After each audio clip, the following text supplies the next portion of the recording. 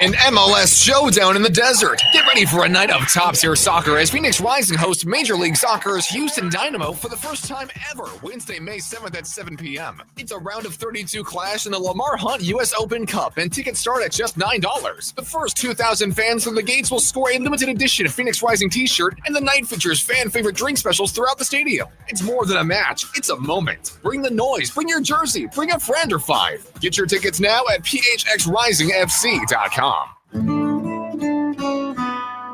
It's the first day of the first grade, and she found a new best friend.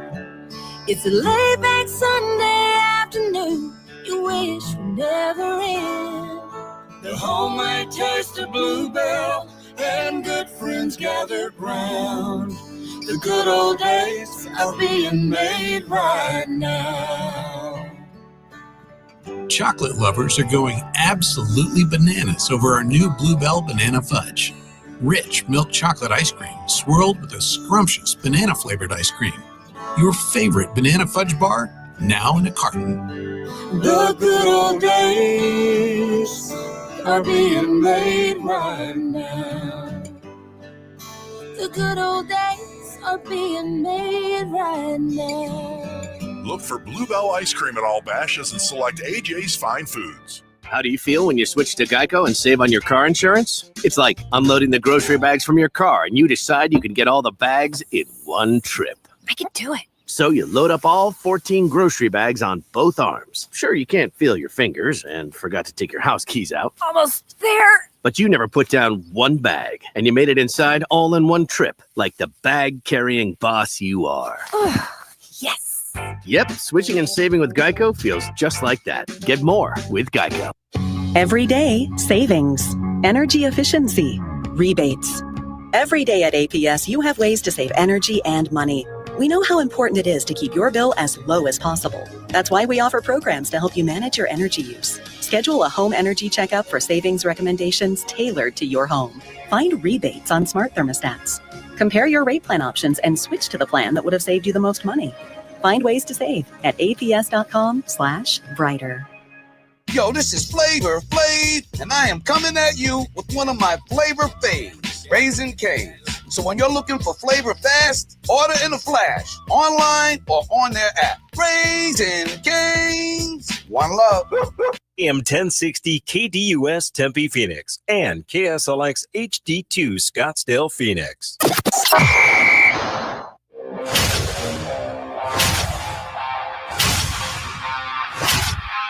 It's the lunch break.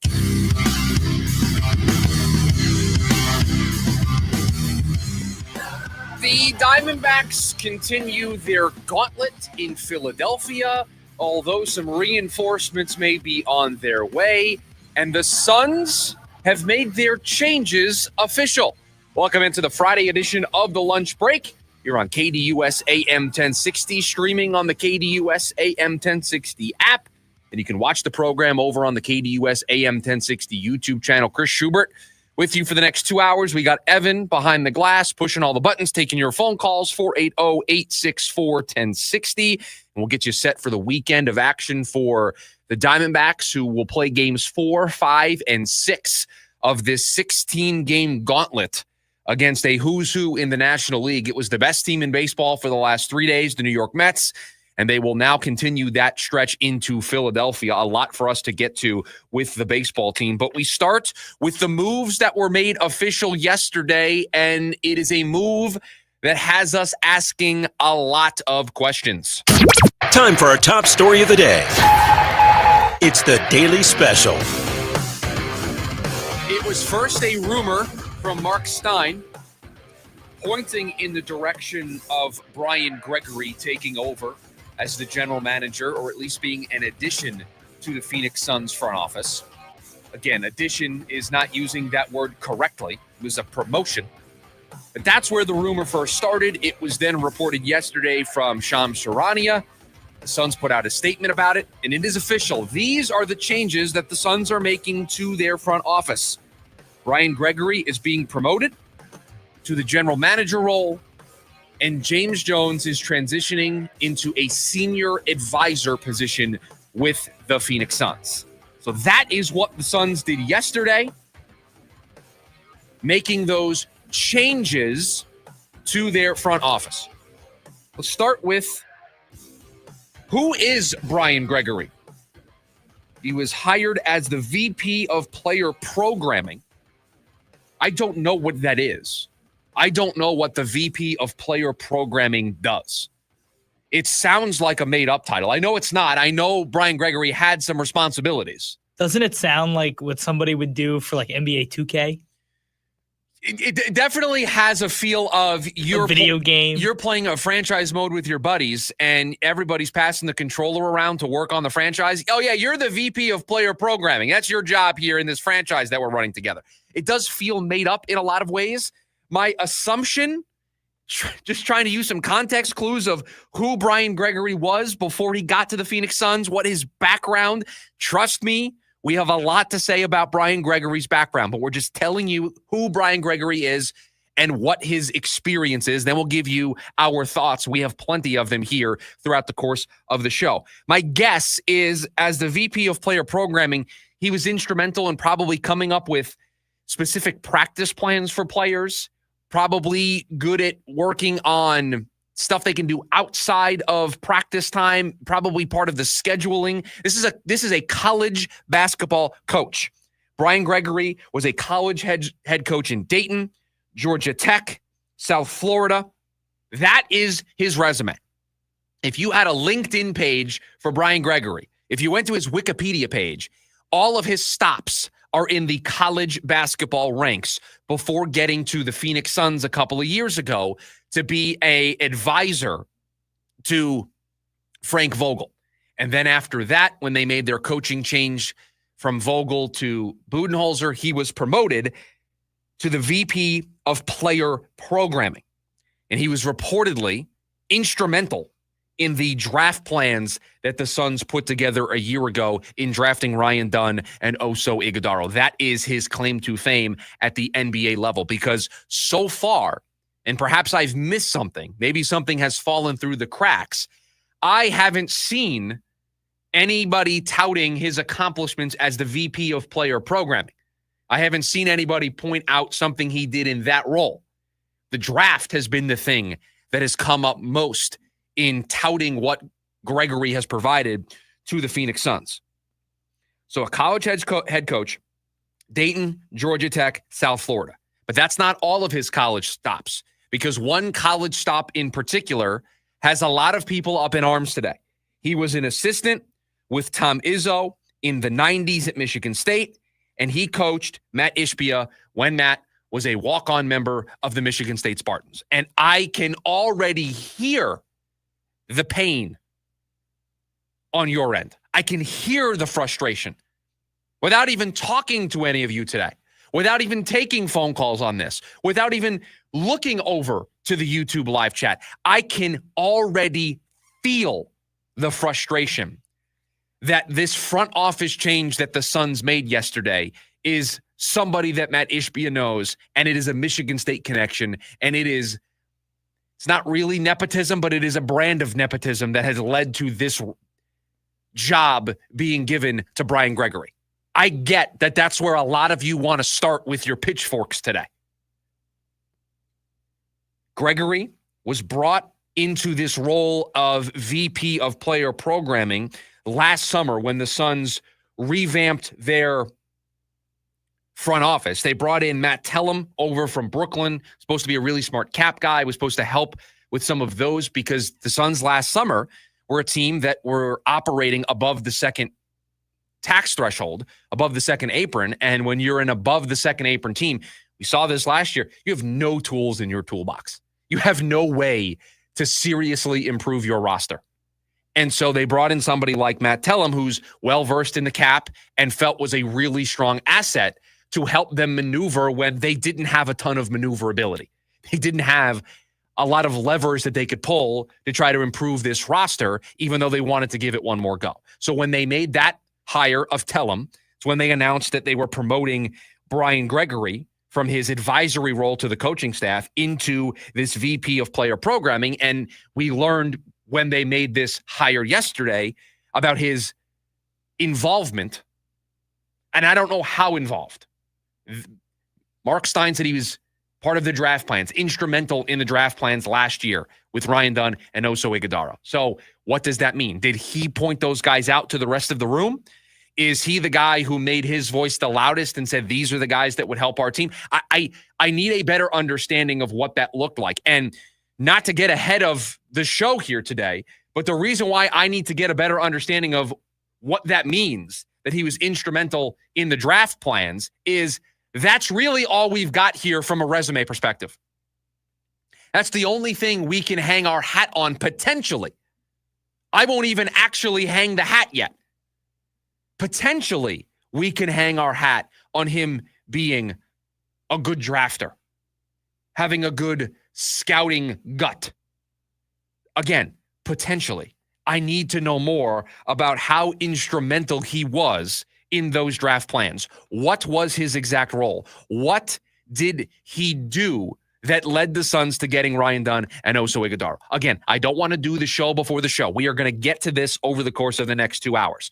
But that is who the Suns brought in yesterday as their GM. A former college basketball coach, was a head coach at 3 different programs, was an assistant at Michigan State. So if you're trying to tap into that Michigan State culture, you're grabbing a guy who is directly off of that tree. He is from that culture. He was an assistant in the 90s with Izzo at Michigan State. And that guy who is here as the VP of player programming, you have promoted and you have put him in this chair of general manager. And you have removed at least one of the other voices that had a seat at the table, because James Jones is no longer the GM. He is no longer the president of basketball operations. He is being transitioned into a senior advisor role. Allow me to translate that for you. They didn't want to embarrass him by firing him, so they're making him a senior advisor, which can be, I guess, classified as a promotion. And you wonder, too, through all of this, is he still going to have involvement? None of that is clear. Senior advisor, I've always taken that as, if I want to seek out that person's counsel, that person is available to me. You see baseball teams do this all the time. They bring an ex-player in as a senior advisor. Is that ex-player patrolling the building and involved in all these meetings and helping the GM put together the free agent plans or the trade deadline plans? No. But maybe when the trade deadline comes around, you bring that guy in and you say, hey, I'm thinking about doing X, Y, and Z. What do you think? And that player can speak from a perspective of, I've been there, I've been in that clubhouse, I've been in that locker room, I've been around some of these guys. I know how that player is either well-respected or not well-respected. That's where you lean on your senior advisor. That person's not a part of the day-to-day operations. And how many times has the senior advisor, quote unquote, made every decision for the front office for the last 5 seasons? Sometimes you have senior advisors who are heavily involved, and they are given the runway to be heavily involved by the owner. I don't get that feeling here. Ishbia didn't hire James Jones, right? Ishbia inherited James Jones. Jones has been here since 2019, and Jones had opportunity after opportunity to try to win and hold on to. We're only in this spot where Jones is being transitioned out and Gregory is being promoted because the team failed in their mission statement. They failed in their expectation of winning a championship. And so I think this is a nice way for James Jones to transition into a role where he can still be a part of this organization when he's asked for his opinion, if he is going to be asked for his opinion. And if something else pops up for him, if another team wants to actually put him in a decision-making role, then he's free to do that. Remember, his contract is over at the end of June. You're transitioning into the senior advisor role. I think my read of this is that his contract is just going to expire in June, and he's just going to be retained as a senior advisor. And that's not going to be like an extension on his current deal. He's just a senior advisor. Matt Ishbia could make you and I senior advisors if he wanted to. This is like that GM role for these college basketball programs. Shaq the other day was named as a general manager for the Sacramento State basketball program. He's not getting paid. He's just in this role. That's kind of what I think this is for James Jones. It's a way for him to not be embarrassed and for them to not fire him. It's a way for them, I think, to try to save some face here a little bit for James Jones. At least that's my read of it. But if you're saving face for James Jones, you're not saving face for Ishbia or for the rest of the organization to make massive changes like everybody thought you were going to or you had to do after the season. Oh, trust me. Do not take my positioning here of the facts as an endorsement of this decision. Please. I'm going to get to that here in a little bit. I am not endorsing this move whatsoever. I'm just trying to explain what the facts are telling us right now. I know that Matt Ishbia is not having a good day today because people don't think this is a good hire. I know what the public perception of this move is already. We're less than 24 hours into the Brian Gregory era, and I can't find a single person that has given this the seal of approval. Not one. Not a single person out there. Radio host, reporter that covers the team, somebody on the national perspective, unit podcaster, anybody in the media space that covers basketball or the Phoenix Suns, I have yet to see an opinion of, I think the Suns did a good job. This is a great hire, great move by the Phoenix Suns. So please do not take my explanation of the facts as we know it as a endorsement, as me giving it the Chuck Norris in dodgeball thumbs up. That is not what I am doing here with this move. Trust me, I'm going to let my frustrations out here in just a little bit. Obviously want to hear from you on a day like today, your thoughts on the Suns going with a internal hire, not going external, promoting Brian Gregory into the role of general manager and James Jones transitioning into a senior advisory role. If you want to join the conversation, if you want to join the show today, the phone number, 480-864-1060. You can also join us over on the KDUS AM 1060 YouTube live stream, the live chat. You can type your thoughts over there as well. When we come back, okay, what do we actually make of the Brian Gregory hire? Nobody seems to be on board with this. I tend to agree. That's next, the lunch break, KDUS AM 1060. Attention all clones. The Jim Rome Show is here for you every day here on KDUS AM 1060. Lots to get done. Welcome to the program. Listen in as Rome dives into the biggest sports headlines of the day. From final scores, player contracts and trades, team prospects, and even a spicy take or two. The Jim Rome Show, 1 to 4 p.m. every weekday here on KDUS AM 1060. That's the trick. Online at KDUS1060.com and on the KDUS 1060 app. Breaking news, and this one is almost unbelievable. Yeah, it's all about new customers at Bet365 because they get $150 in bonus bets when they bet $5, win or lose. And even better, bonus bets can be used on the spread, totals, and player props. There you have it. Bet $5 to get $150 in bonus bets, win or lose. And see why. It's never ordinary at Bet365. 21 plus only. Must be physically located in Arizona. Gambling problem? Call 1-800-NEXT-STEP or text NEXT STEP to 53342. T&Cs apply. Pierce the Veil. I Can't Hear You World Tour 2025. Pierce the Veil. Live in concert in Phoenix.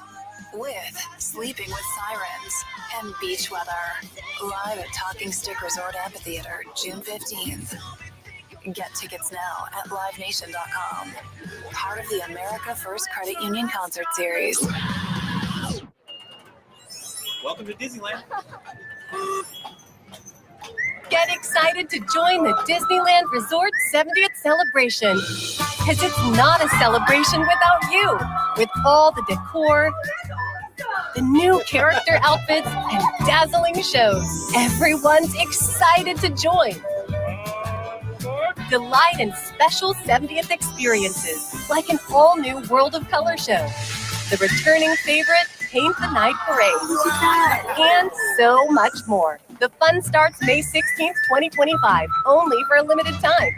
So come join us for this once-in-a-lifetime celebration with a special ticket offer as low as $100 per day with a special 4-day, 1-park-per-day ticket. Total price $400. Valid May 16th through August 14th, 2025. Park ticket and reservation required. Visit Disneyland.com/70 ticket offer for details. Offering subject to capacity restrictions and change without notice. Jim Rome here with your Rome Report. Come to find out, the LA Lakers are not who we thought they were, and neither are the Minnesota Timberwolves. We thought the Lakers were a legitimate title threat and that the T-Wolves were merely a speed bump for the Lake Show. We, and by we, I mean most of us, could not have been more wrong about both. What the Lakers actually are is a team with no size, no depth, no reliable third option, a rookie head coach who was exposed on the big stage, a 40-year-old Hall of Famer who finally looked like a 40-year-old man, and a megastar in Luka Doncic who, while unguardable, doesn't actually guard anybody himself. Oh, and one more thing. The better team did win. Minnesota outplayed, outclassed, and outcoached the Lakers. In other words, we were all wrong about both.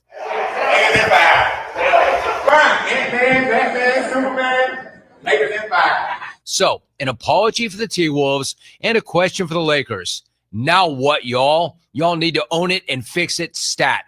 I'm Jim Rome. O'Reilly. Protect your vehicle's engine with Syntec and O'Reilly Auto Parts. Syntec Premium Full Synthetic Motor Oil is formulated for today's engines. Right now, get 5 quarts of Syntec Full Synthetic and the MicroGuard Select Oil Filter for just $32.99. In-store only, limit supplies. See store for details. Choose Syntec exclusively at O'Reilly Auto Parts. O'Reilly Auto Parts. This is the story of the one. As a safety manager at a manufacturing plant, he does everything he can to keep his coworkers safe. From finding ways to reduce risks to keeping safety supplies in stock.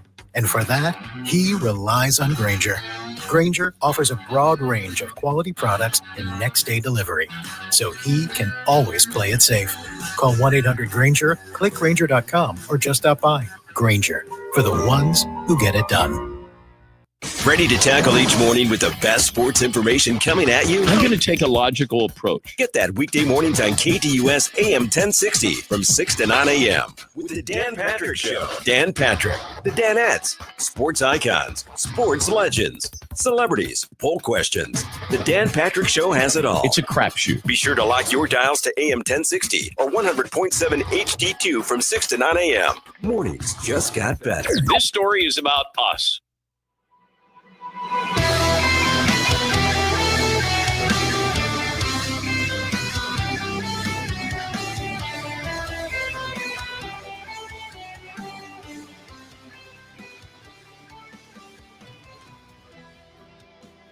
The overwhelming opinion, less than 24 hours after making the move official, is not everybody is on board with this Brian Gregory hire, or promotion, I should say. The overwhelming opinion is that this is the wrong move for this team. This was not an outside hire. It was not a splashy hire.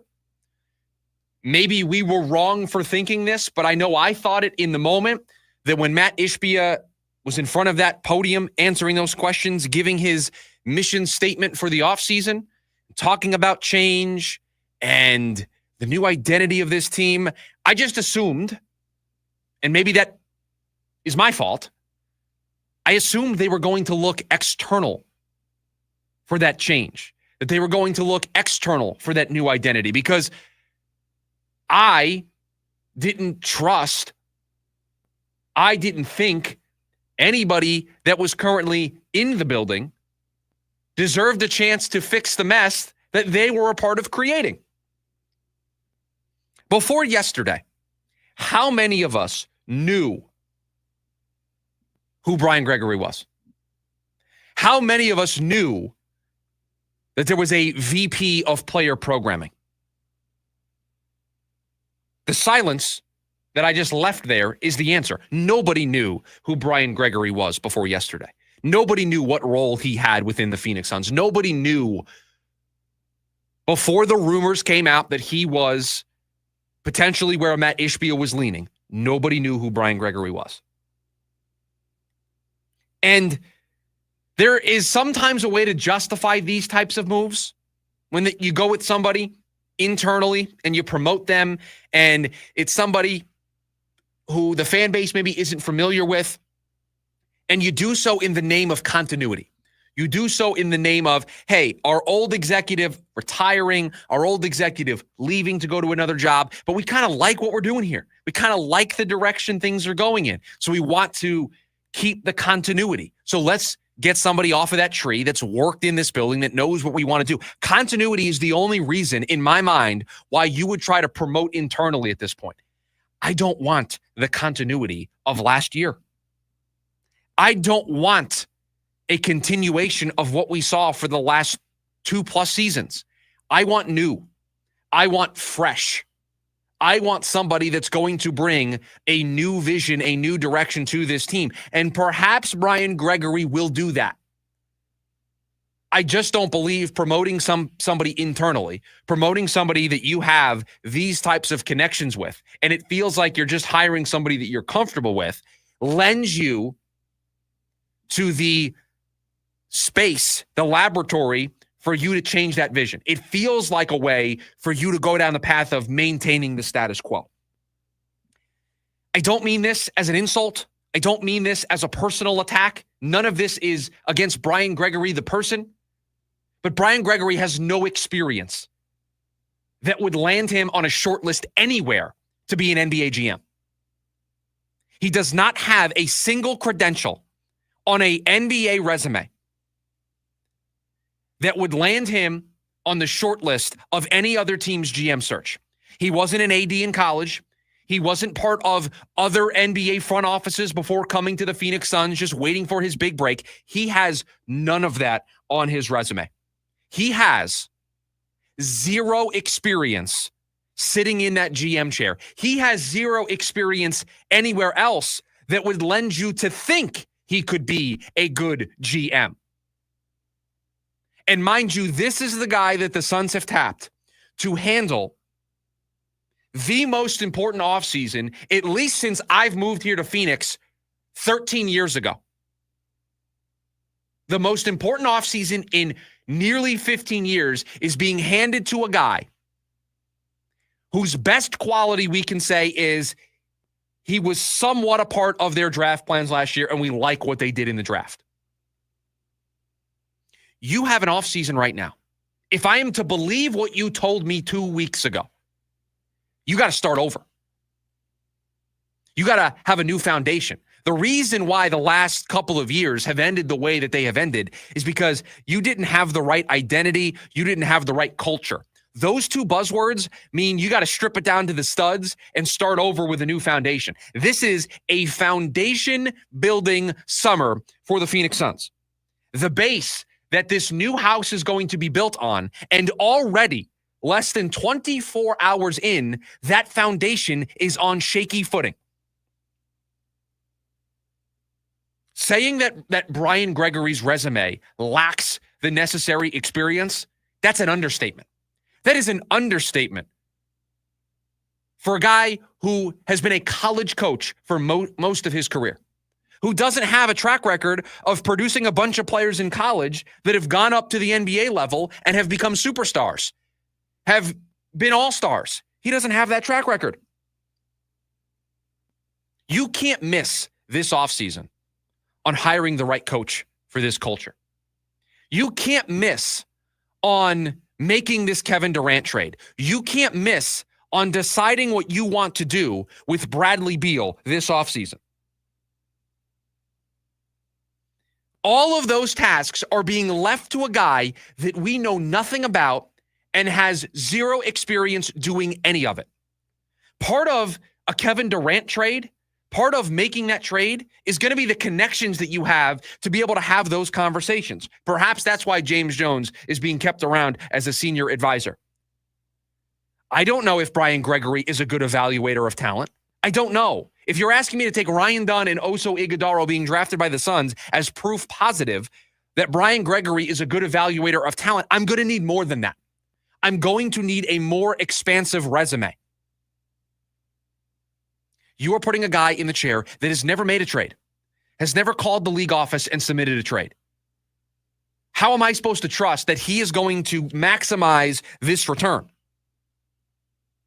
Brian Gregory's never been the architect of putting together a roster. He's never put together a championship caliber team at the NBA level. He has done none of that. And so, yeah, when all of that is how I feel, I'm not surprised that many of you look at this as Matt Ishbia hiring a yes man. that Matt Ishbia just hiring somebody that he knows from his Michigan State days, that the first time Matt Ishbia has a chance to take a big swing, that he has a chance to make big change, he just goes with somebody he's comfortable with. He doesn't actually embrace the challenge of working with somebody that you may not know, embracing the challenge of working somebody that you may not be comfortable with at first, that you may have to work through some issues, but you know that that person has the resume, has the credentials to be able to take this Suns team through these choppy waters that this summer's going to be. This, and I talked about this in the morning meeting, this isn't the offseason that you're in a rebuild and say, well, we need to draft well, we're going to hire a college coach, we think he's a good scout, and understands how players will transition into the NBA. That's not what this offseason is. Yes, this is a rebuild, but in a very different sense right now. It's about making the most important trade in Suns history this offseason. This, at least for the last 20 years, the most important trade in the last 20 years, and making sure that you get a return. This wasn't the offseason to say, what if we just took a shot? It's not. I would argue that that's not even taking a shot. Promoting somebody internally that you just are buddies with because he coached you at Michigan State, that's not taking a shot. That's taking the easy way out. That is taking the path of least resistance. And if you want to be a team that wins championships, because Matt Ishbia has made it clear, this isn't about one, it is about championships.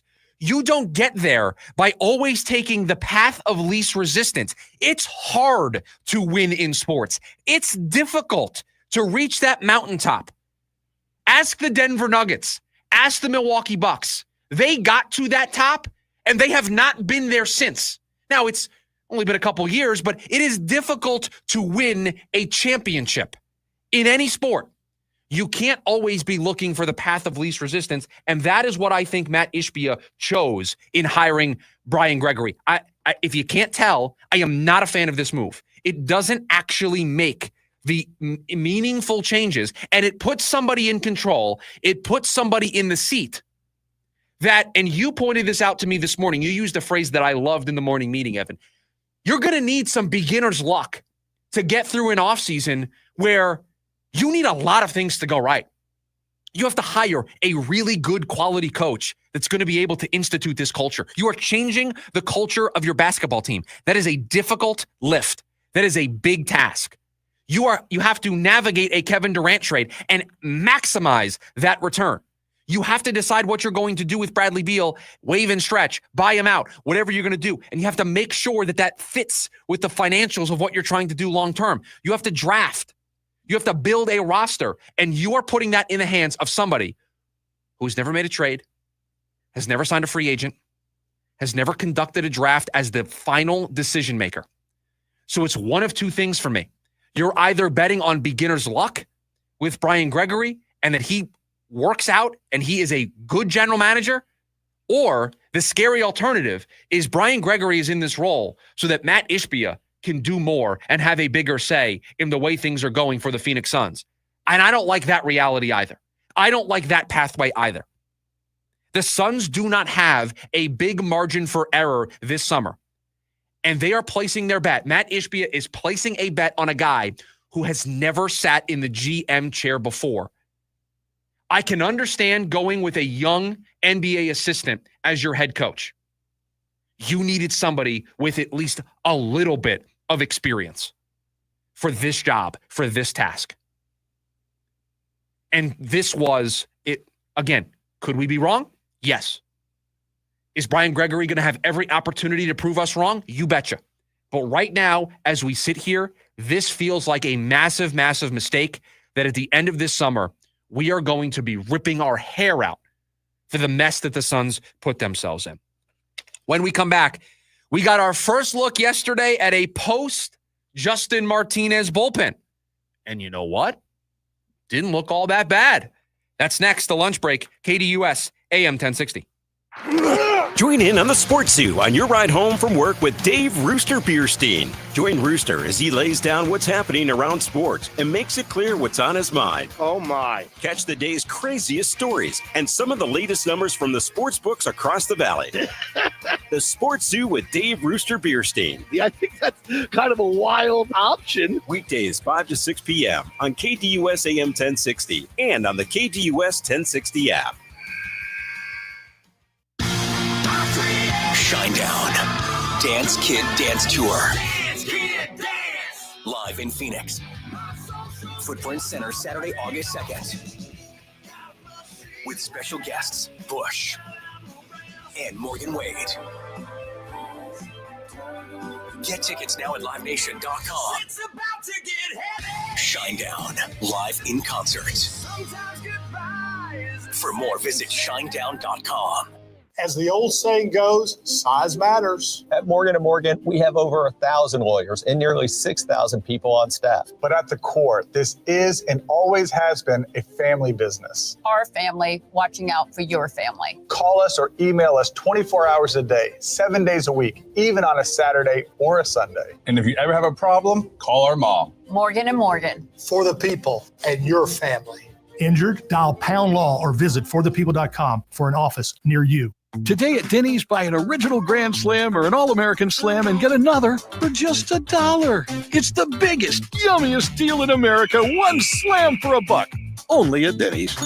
Valid at participating locations for dine-in only. Limited time offer. Connect directly, bid confidently. At Purple Wave Auction, transparency is key. With no reserves and no hidden surprises, you're connected directly to sellers so you can inspect and bid on quality equipment with confidence. Whether you're looking for ag, construction, or fleet equipment, we're here to ensure a clear, hassle-free experience. Register today at purplewave.com and start bidding with peace of mind. Purple Wave Auction, the easiest and most straightforward way to buy and sell equipment. Ooh, Del Taco? Yep, they got these new boxes that are loaded with my faves.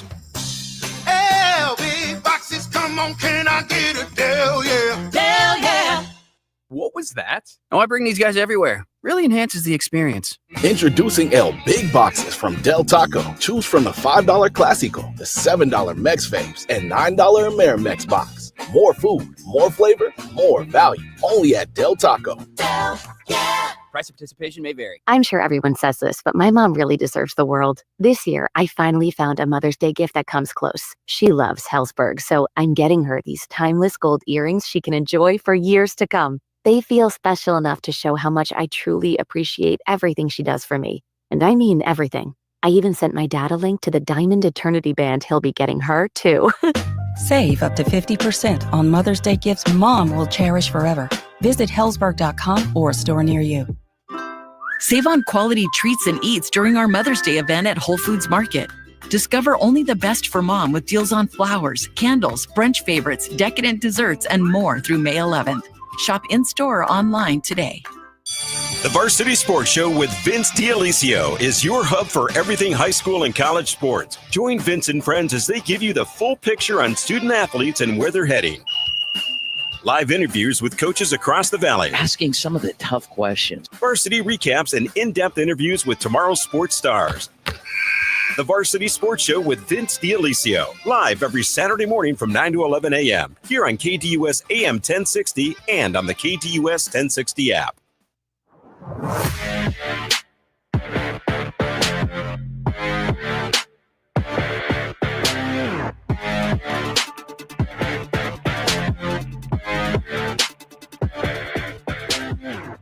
Well, we were on the air yesterday. Diamondbacks are finishing up their series in New York. They finished it off with a win, taking 2 out of 3 from the team that was the best team in baseball at the start of the series record-wise. And if you were listening to yesterday's show, you will notice that in real time, we were trying to piece together what Torey was going to do with his bullpen. And I tried to make some predictions as the game was ongoing with who was coming up for the Mets and trying to figure out how, without Justin Martinez and without A.J. Puck like they've been for the last couple of weeks, how Torey was going to maneuver his way through this, how he was going to deploy his high leverage arms, all of whom had pitched the night before. Everybody. Thompson, Beeks, Ginkel, Miller, all threw in the win on Tuesday. And those are your high leverage arms. You're going to need them to go back-to-back days. I know that's probably going to mean some of them are unavailable tonight against Philly. But you just were wondering how they were going to navigate through this end-of-game scenario.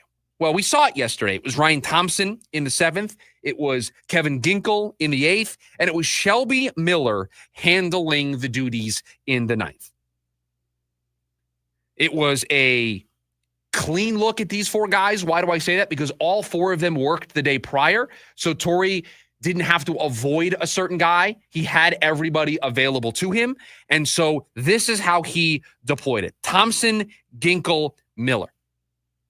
And I tend to find that a little bit surprising. We ran a poll yesterday. I think it ended up being 50-50 between Ginkel and Miller. I was in the Ginkel camp, somebody who's just has that experience, had 5 saves a year ago. Shelby Miller before yesterday had 3 career saves.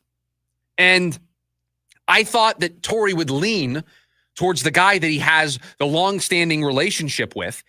Ginkel has been with the Diamondbacks for 7 years, all of which Torey Lovullo was the manager for. Now, there was some crossover at the beginning of Shelby's tenure in Arizona with Torrey, but it was for a handful of starts. I think it was like 8 starts in total, 9 games that there was crossover. So I thought the benefit of the doubt was going to lean towards Ginkel, and the guy who's been here for 7 years was a guy that he went to last year at times to get the saves. I thought that's how he would deploy it on day 1 of the post-Justin Martinez era. And after the game, Torrey gave us 0, gave us nothing, no clues, no breadcrumbs about what he might do moving forward.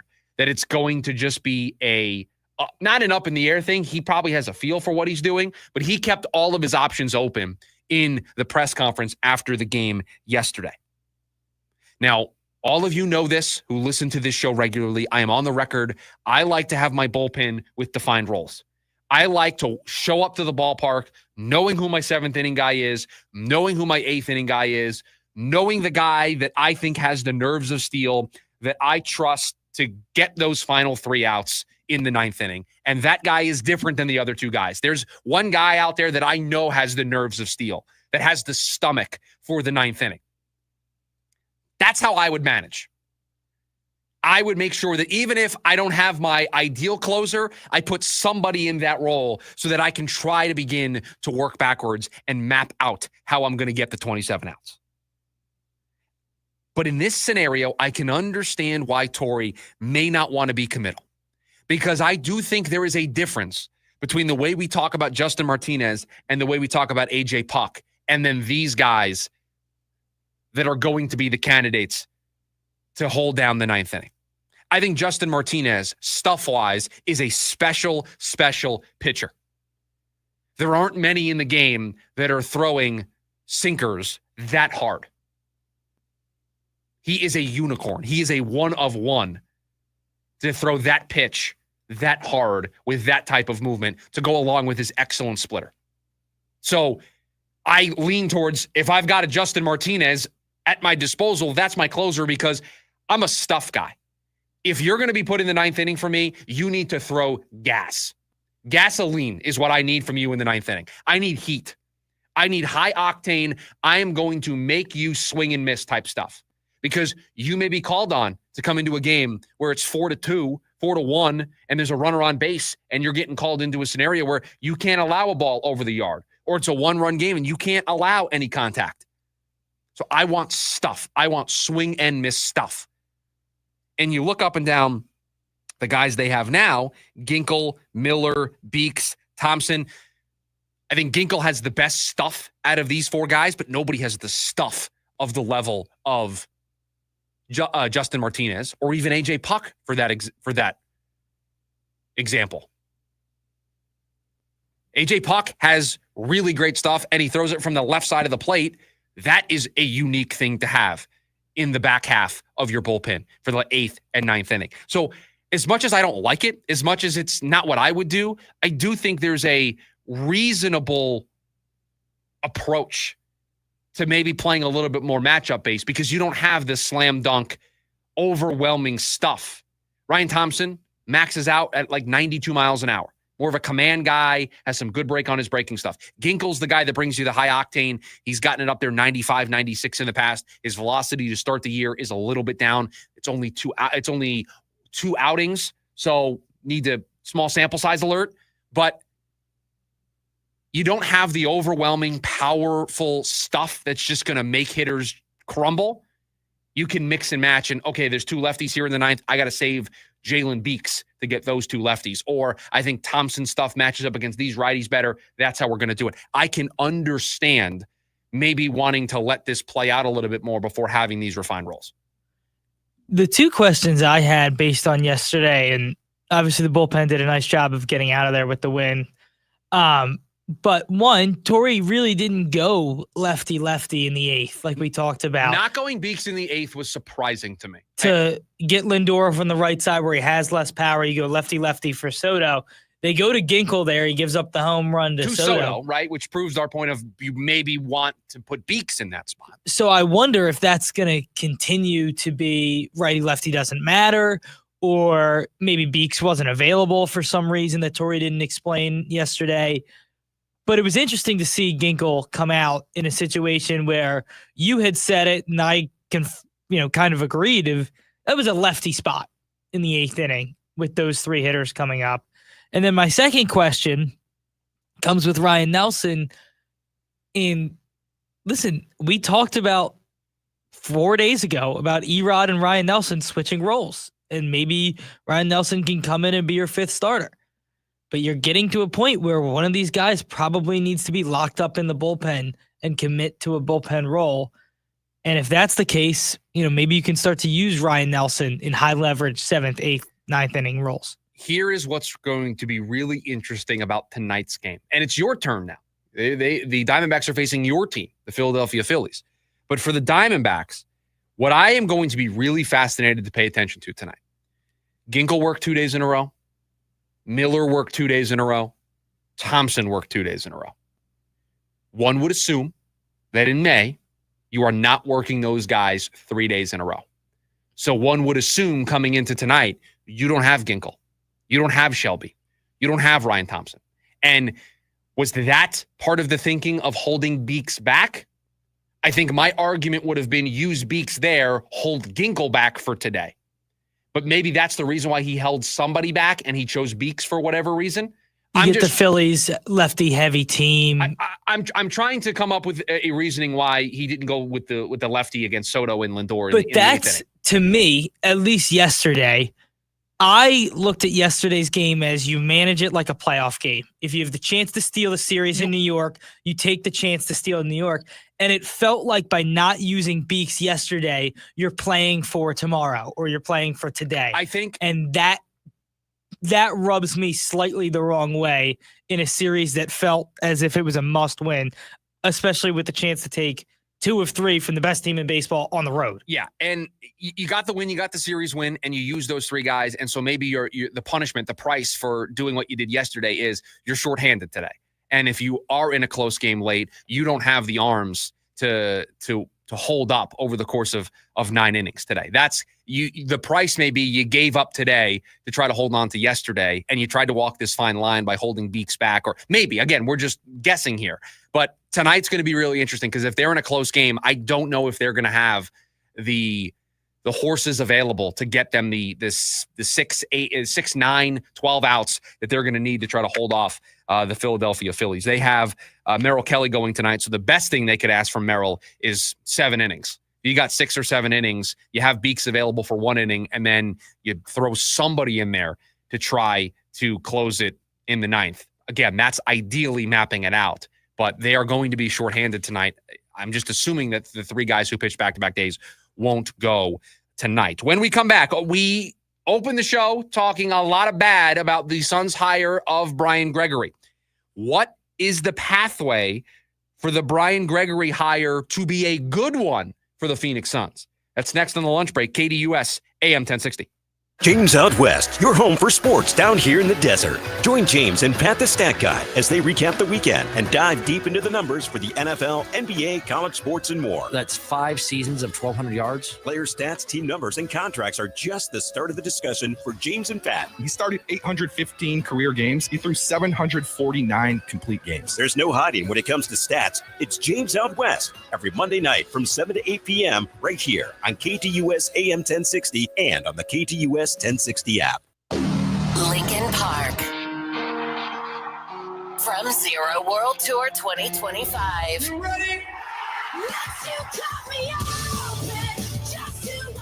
Live in Phoenix. Footprint Center, Saturday, September 6th, with special guest Gene Dawson. Get tickets now at livenation.com. For more, visit LincolnPark.com. I was in a wreck. I need a check. I was in a wreck. I need a check. I was in a wreck. I need a check. I'm Kevin Rowe from Lerner & Rowe, and we've been serving Arizonans for 20 years. Make the best choice after an accident. Call 977-1900. That's 977-1900. Lerner & Rowe is the way to go. Call 977-1900. 977-1900.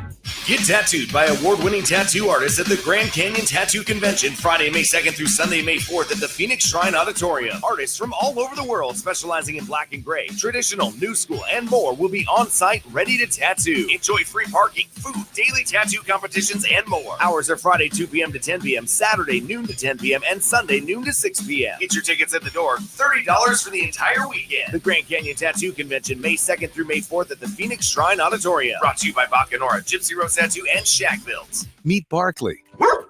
When Barkley smells gas, he leaves fast. When Barkley hears hissing coming from a gas appliance, he leaves fast. When Barkley sees dirt or water shooting from the ground, he leaves fast. Barkley then calls 911 and Southwest Gas from a safe location. Did that dog just grab a phone and dial 911? Gas lines can be buried anywhere, so remember to call 911 and Southwest Gas.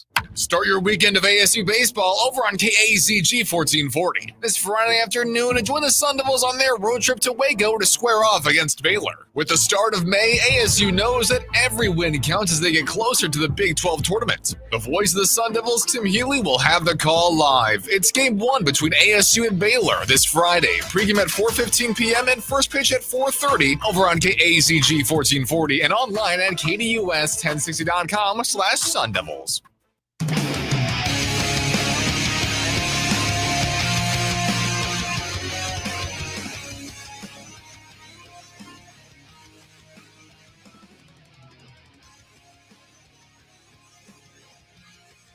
We started the show today. We started hour number 1 slamming the Suns for their decision to promote Brian Gregory to the GM chair. Let's close hour 1 on a more positive note. Let's end hour number 1. Now, it's not going to stay positive for very long, but let's try to be positive for at least one segment here today on the show and give the Suns the benefit of the doubt. Let's give Brian Gregory the benefit of the doubt. Let's find a way, you and I together, producer Evan here to help. Let's find a way that this is a good hire for the Phoenix Suns. Because Evan brought this up in the morning meeting today. You almost feel bad for Brian Gregory. That this is an impossible situation that he has been thrusted into. This is a no-win situation for Brian Gregory and the Phoenix Suns.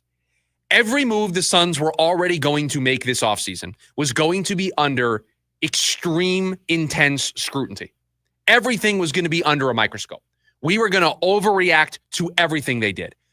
Every rumor of who got brought in as a head coaching candidate for an interview, we were going to overreact to.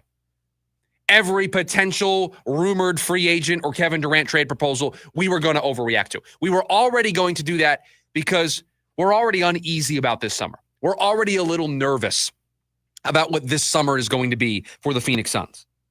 And now it's going to be even worse. Anytime we think that Matt Ishbia and Brian Gregory have messed up. They've made the wrong move. They didn't get the right return for Kevin Durant. Anytime something like that pops up, we are going to dunk on the Phoenix Suns. We are going to say, you made a stupid hire. We told you this at the time. Every time we don't like something that this new regime does, this new general manager does, we're going to pounce on it. And it's the collective we I'm using here. Because I saw the way everybody pounced yesterday when Brian Gregory was hired. So how can this be a good hire? How can this work out for the Phoenix Suns? And it has, let me make something very clear. It has every opportunity to work out. It has every chance in the world. Brian Gregory, if he has a fantastic head coaching hire, if they get a great return for Kevin Durant, we'll all feel better about the direction this is going in. We'll say we were wrong. Shouldn't judge a book by its cover. We'll say all those things. You can roll the tape on this. We'll play it back. We'll say how stupid we were for not letting the process play out. We are going to let the process play out. But part of what I do is I have to react in the moment. I have to give you my thoughts with the data that is in front of me. And the data in front of me points to this being a disaster. But we're being positive. How can this not be a disaster? Well, if there's one thing, and it might only be this one thing, that is good about the hire of Gregory, it's his role that he had in the Suns draft last season. Because whatever the role was, and I'd love to learn more about what his role and how instrumental he was in the Suns draft plans last season. That's all everybody wanted to talk about. It was the thing Mark Stein made sure to point out. Now, I don't know if that was a little bit of a fluff piece to just point to some type of NBA level credential for Gregory. But that's the thing that they all point to. Oh, he was great with the draft. It was part of our draft plans. Oversaw those things. If he was a part of the Suns draft strategy last year, I would make the argument that the two players he picked, Ryan Dunn, or at least he was instrumental in pushing the Suns in that direction. The two players that they picked, Ryan Dunn and Oso Ighodaro, those players certainly fit the identity of what the Suns are trying to do. They're trying to have a better intensity on defense. They're trying to be more athletic. They're trying to be younger. They're trying to have a new identity that's grit, toughness, determination. You drafted in the first round a defensive first player in Ryan Dunn and hoped that the offense would come along. You drafted Oso Ighodaro, a more athletic rim protecting center who helps you on the offensive end, but just plays with his hair on fire. That's a good thing. Those are two solid pieces that the Suns were able to target in the draft. And if Gregory had anything to do with that, if he even had the smallest of fingerprints on those moves, that is a good thing. That is something, maybe the only thing, but that is something that we should take from this Gregory hire as a small bit of confidence, as a small bit of this may work out because Gregory is good at this. Forget about all the other stuff. Forget about hiring a coach when you've never done that. Forget about trading Kevin Durant when you've never executed even the smallest of trades, let alone a blockbuster trade for a superstar. This team is going to have to, even though they have limited capital, develop through the draft. And so if Gregory is even slightly above average at that role, and what we're hearing about what he did in last year's draft, if that is any indication of what he can do in the future, that is something to potentially hang our hats on. That is a pathway for this to work out. Because if Gregory can identify talent, if Gregory can maximize with the limited draft capital that the Suns have and picking towards the back part of the draft and not having their lottery pick this year, if he can thrive in that environment, that will definitely help the Suns build out a more well-rounded roster. But if that's the only thing I can hang my hat on, it is a very incomplete picture. And building a culture, it can be easier when drafting and finding young guys to come in as homegrown talent, adopt your culture, whereas bringing in free agents, bringing in trades or big name players. They come with their own culture, their own chip on their shoulder. You don't get as much of that coming out of college. So your hope is, if the goal is to build a culture and we bring a draft-centric and college-centric general manager in, maybe we're able to go younger and create guys that'll fit our culture and what we want to do here. Again, forget the fact that he's never hired a coach or made a trade before or signed a free agent. Forget all that. Trying to be positive. I appreciate the positivity. I agree with you. That is the one thing. And again, it depends on how involved he was, but that is the one thing that could potentially, in year one, help Brian Gregory get off to a good start. Hour number 2 of the program up next. We appreciate you being here. Lunch break, KDUS AM 1060.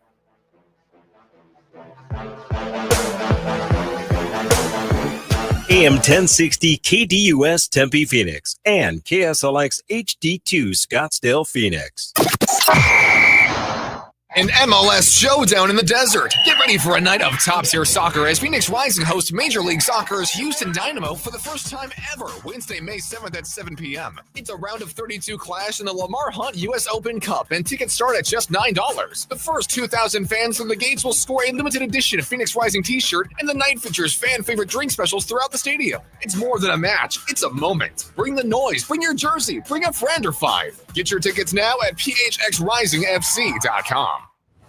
Jaw-dropping stunts, high-flying tricks, heart-pounding excitement. Nitro Circus is back. The all-new off-the-rails tour. Gravity-defying thrill seekers and world-class daredevils at the top of their game. FMX, BMX, skate, scooter, and everything in between. Experience all new competitions that pit the best against the best in never-been-done showdowns. Nitro Circus. Friday, December 5th. Desert Diamond Arena. Join the action at Ticketmaster.com. I'm Cameron Scadaboo. My job? Outwork everyone. No shortcuts. No days off. And when I found Moxie Pest Control, same vibe. Hey, thanks, Cam. It's Austin, owner of Moxie Pest Control. We train hard too, just on bugs instead of linebackers. Hey, pests are tougher than some of the defenders I've seen, but you guys never flinch. Nope, never. Whether it's scorpions, ants, spiders, we go in strong every time. And we treat your home like it's our own. And I've seen it. You showed up in my house like it was game day. Covered every inch, took care of business. You know, Moxie is basically the Cam Scadaboo of pest control. That's the Moxie way, thorough and relentless, just like you on Saturdays. Yeah, and now on Sundays. We can't wait to see you in action, Cam. Cam Scadaboo's got Moxie. How about you? Call 888-MOXIE-10. That's 888-MOXIE-10. And take 50% off your initial service. Moxie Pest Control, the highest and most reviewed pest control company in Arizona. I'm John Morgan of Morgan & Morgan. If you've been injured in a car accident, call America's largest injury law firm. For over 35 years, my mission has been to deliver more for our clients, to deliver more for you. Injured? Visit forthepeople.com for an office near you. Life's better with American Family Insurance. Because whether it's a family road trip in your dream car or hosting a family reunion in your dream home, we help you feel protected so you can enjoy those dreams with peace of mind. Save up to 23% when you bundle home and auto. American Family Insurance. Get a quote and find an agent at amfam.com. Products not available in every state. Visit amfam.com to learn how discounts may apply to you. American Family Mutual Insurance Company, SI, and its operating company, 6000 American Parkway, Madison, Wisconsin. AM 1060 KDUS Tempe Phoenix and KSLX HD2 Scottsdale Phoenix.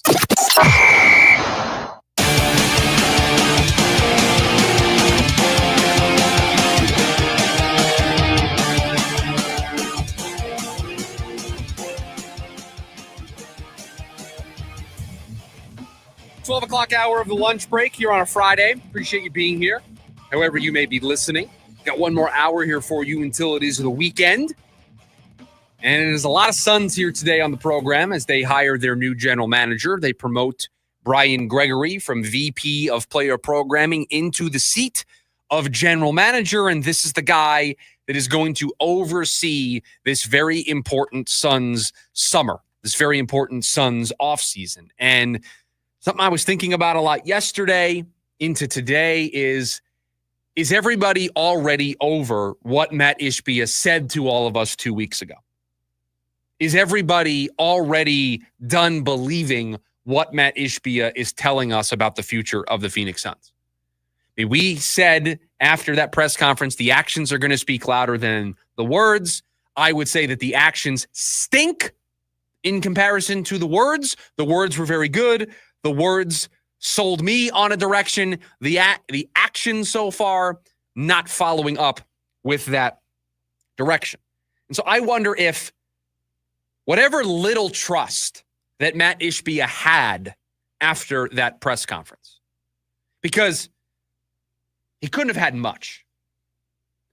You might have been somewhat excited about the direction. You might have been somewhat excited that the right things were being said. But you win 36 games, you don't make the play-in tournament, you're an embarrassment. You may be the biggest embarrassment in the NBA. Everybody's kind of already on rocky footing with you. Everybody's kind of already wondering, are you really going to be able to figure this out? There's no trust there. And then Matt Ishbia has his press conference, and he takes a very good first step. But this is a bad hire. I'm not going to sugarcoat this today. This is a bad hire. I do not agree with this hire. I think it is a mistake to not go with experience in this spot. But that doesn't mean it can't work out. But what Matt Ishbia is asking us to do is to have blind faith, to trust in what they are doing. But you're giving us nothing to base this off of. You don't have a resume of other bold, risky moves that you've made in the past paying off. You traded 4 first-round picks and 2 players for Kevin Durant. You asked us to believe that giving up those 4 picks, trading those 2 players, was going to lead to a championship. It did not. You asked us to believe that Bradley Beal was the missing piece to what you were building here in Phoenix.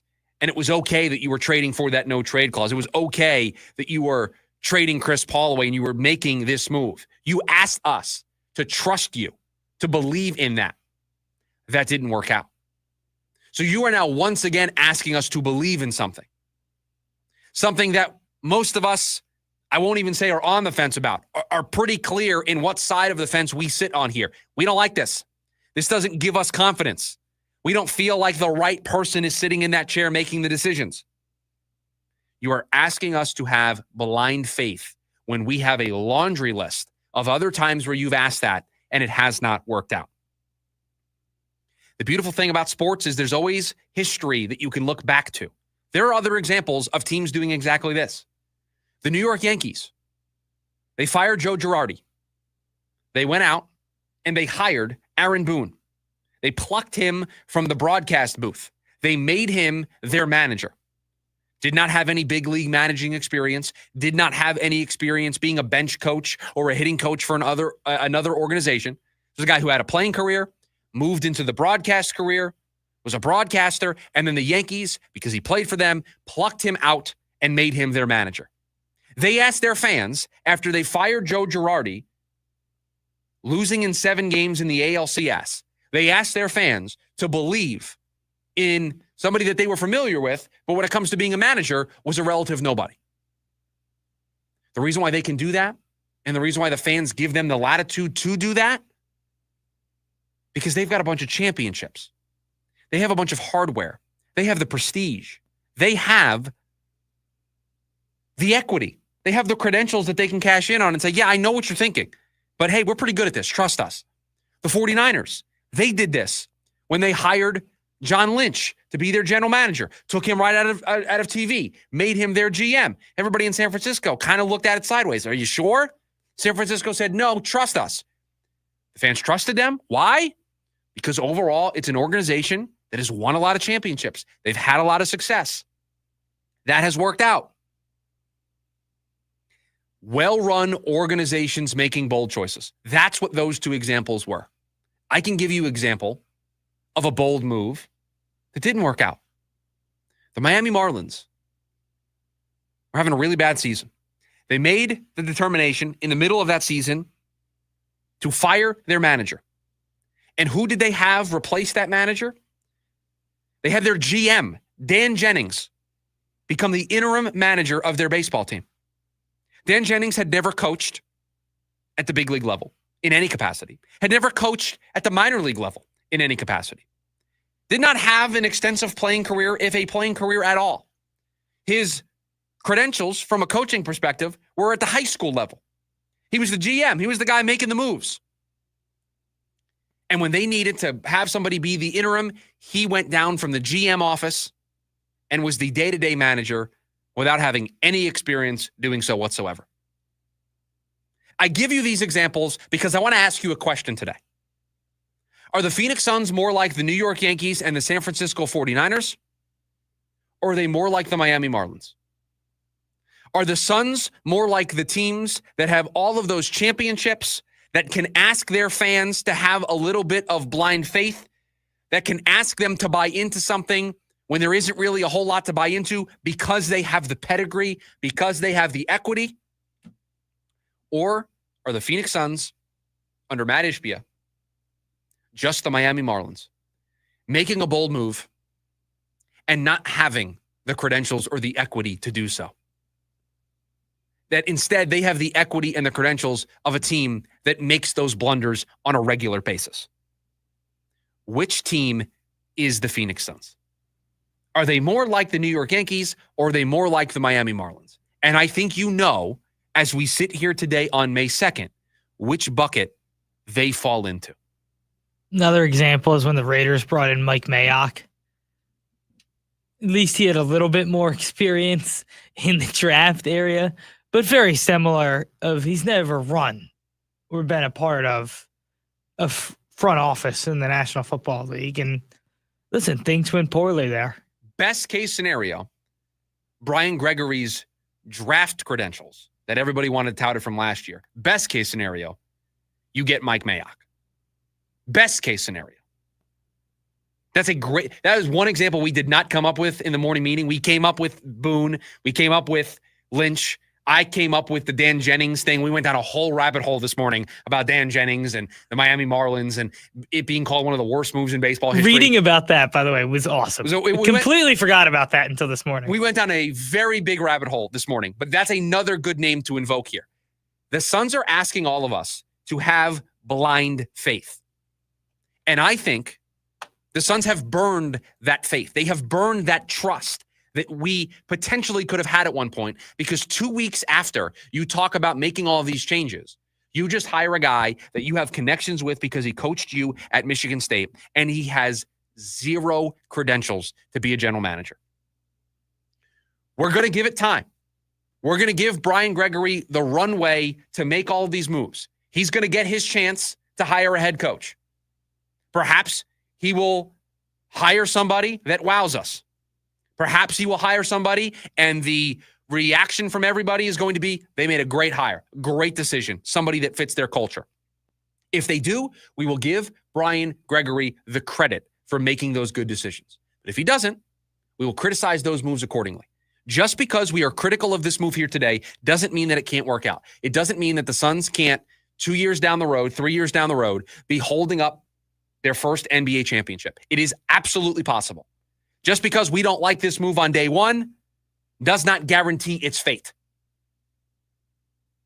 But you can't help but look at this and wonder, are they going to get the head coaching thing right?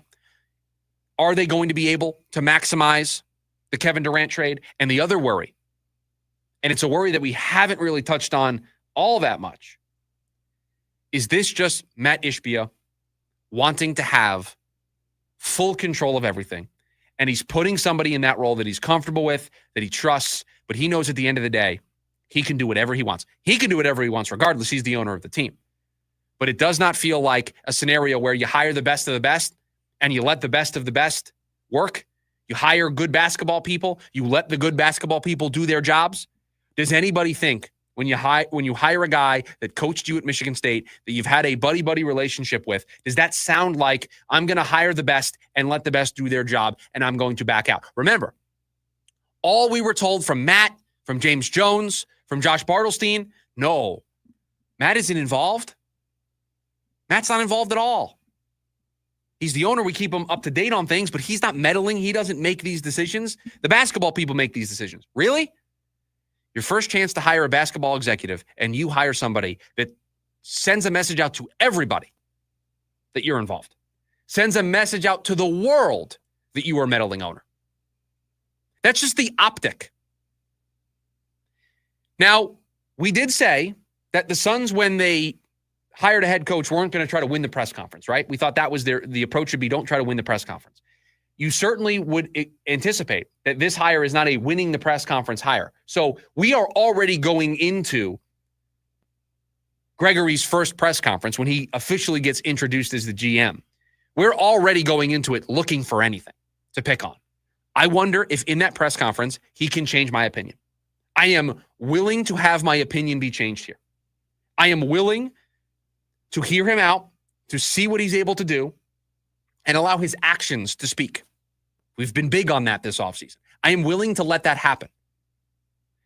But boy, is this going to be a tough sell, a tough lift for everybody involved, because it's just not the right optic. It's just not the right message. And I'm sorry, at the end of the day, it's just not a person whose credentials I can sink my teeth into and say, oh, he was the assistant GM over here. They did X, Y, and Z. He was over here. They did A, B, and C.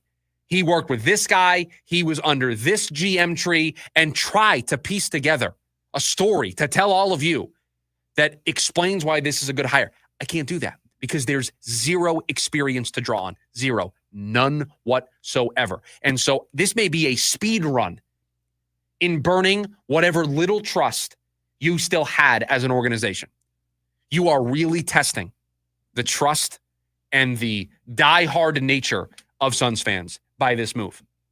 You are testing them in a very big way, and you got to hope that you pass the test. They took 2 out of 3 from the best team in baseball, and it looks like Ketel Marte is on the way back. Have the vibes for the Diamondbacks turned a corner? That's next on the lunch break, KDUS AM 1060. Attention all clones. The Jim Rome Show is here for you every day here on KDUS AM 1060. Lots to get done. Welcome to the program. Listen in as Rome dives into the biggest sports headlines of the day. From final scores, player contracts and trades, team prospects, and even a spicy take or two. The Jim Rome Show, 1 to 4 p.m. every weekday here on KDUS AM 1060. That's the trick. Online at KDUS1060.com and on the KDUS 1060 app. The Offspring. Supercharged worldwide in 25. One unforgettable summer night. The Offspring, live in Phoenix. With special guests Jimmy E. World and Newfound Glory. Playing Talking Stick Resort Amphitheater August 27th. Get tickets now at livenation.com. 3 great bands. 1 incredible show. Part of the America First Credit Union Concert Series. Looking to sell your home? Hi, I'm Andrew the Home Buyer, and I love making it easy to sell your house. I'll personally come and give you a cash offer the same day we meet, and I'll beat any other offer. It really is that easy to sell your home, and no need to clean or fix anything. I'll buy it in as-is condition. Call me, Andrew the Home Buyer, today to get your same-day cash offer. Visit AndrewTheHomebuyer.com. Are you tired of seeing rust stains in your sinks? Call Culligan. Or scrubbing hard water scale buildup from your fixtures? Call Culligan. We can customize whole home solutions to address common water worries found in Phoenix. And now, for a limited time, you can get better water at every tap in your home for $0 down, no payments, and no interest for 6 months. Problem water is no problem for Culligan. Contact your local water expert today. Contaminants may not be in your water. Dealer participation may vary. See dealer for details. As a business owner, you wear a lot of hats. One minute you're ordering today's inventory, and the next you're planning tomorrow's expansion. It's complicated, but your business credit card should be simple. With the Signify Business Cash Card by Wells Fargo, you earn unlimited 2% cash rewards on purchases for your business with no caps or categories to track. Signify Business Cash, the deliberately simple business credit card. Learn more at wellsfargo.com/signify. Terms apply. Dan Patrick, and this is Above the Noise. New York and LA, two cities that speak the language of stars. But while the Lakers have built around blockbuster names like LeBron and Luka, the Knicks have taken a different approach. No splashy super team, no roster built around one or two megawatt names. Instead, they went the other way, and it's working. Now, New York does have star power. Jalen Brunson had 40 last night to close out the Pistons. Karl Anthony Towns, when dialed in, can be one of the more gifted big men in the game. But what separates this Knicks team is its depth and its edge. OG Anunoby is a lockdown wing who can get you 18 on any night. Josh Hart is everywhere. Rebounder, defender, agitator, tone setter. Mikal Bridges can catch fire. He can give you 25 like he did last night. It's not top heavy, but it's top to bottom tough. The Knicks didn't chase headlines. They built a team, and that was the difference between a first-round exit and moving on to round two. I'm Dan Patrick, and this is Above the Noise. You don't wear football cleats to play tennis, so why wear running shoes to play pickleball? Tyrol pickleball shoes make shoes built for how the game is really played. Quick cuts, fast stops, gritty court surfaces. Tyrol has a Vibram outsole for grip, a wide toe box for comfort, and the kind of support that keeps your ankles out of trouble. We've tried them, and trust me, you'll feel the difference. Check them out at TyrolPickleball.com. Tyrol pickleball shoes, purpose-built for pickleball. Rarely does a product come to the game of professional golf that is so quickly embraced by the pros. Shaden Precision Eyewear is that product. Go to SeeBetterPlayBetter.com and find out why Shaden sunglasses are trusted by tour players and their caddies. Shaden is so confident in the product, they are offering a 30-day money-back guarantee. Go to SeeBetterPlayBetter.com and use the code VISION to receive 20% off your order. That's SeeBetterPlayBetter.com and the code VISION to experience golf's finest eyewear. Ready to tackle each morning with the best sports information coming at you? I'm going to take a logical approach. Get that weekday mornings on KTUS AM 1060 from 6 to 9 a.m. with the Dan Patrick Show. Dan Patrick, the Danettes, sports icons, sports legends, celebrities, poll questions. The Dan Patrick Show has it all. It's a crapshoot. Be sure to lock your dials to AM 1060 or 100.7 HD2 from 6 to 9 a.m. Mornings just got better. This story is about us.